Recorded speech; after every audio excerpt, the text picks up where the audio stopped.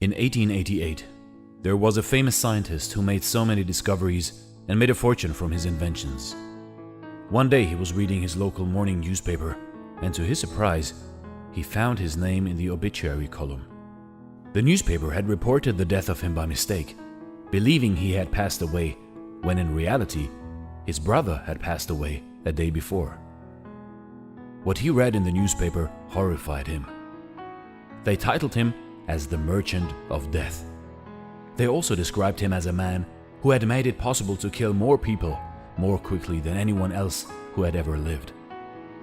They criticized his invention of dynamite. There wasn't anything good written about him. That news hit him hard. In that moment, he quickly realized two things. One, that this was how people were going to remember him, and two, that this wasn't the way he wanted to be remembered. From that day on, he started working towards peace.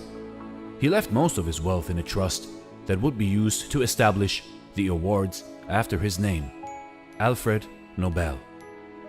And that is how the Nobel Prize was created, as an award for people who make outstanding achievements to mankind in subjects that always interested Alfred Nobel: physics, chemistry, medicine, literature, and peace. Today, everyone is familiar with the Nobel Prize. While relatively few people know how Alfred Nobel made his fortune, it was through the invention of dynamite.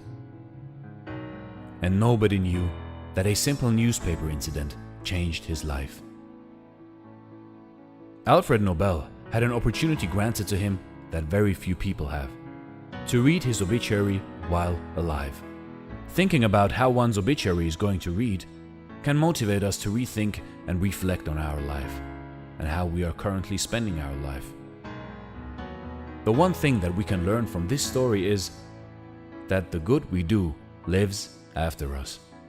For most of us, this is the most important thing that we ever leave behind. The reality of death can be our greatest motivator if we let it. It can help us refocus on our visions and remember why we do what we do. Once you understand what death means in all of its darkness, you will understand life. You will see death not as a problem, but a fact. And that fact will change the way you see everything going forward. The only way to deal with the reality of death is to go out there and live the best life you can, while you can. Use your life to do something that gives you meaning, and then you'll no longer see death as a problem when it comes upon you. There is a famous saying: life is a book of 3 pages. The first page is birth, the last page is death, and the center page is empty. It is up to you how beautiful you make that page to read. Thanks for watching, and stay blessed.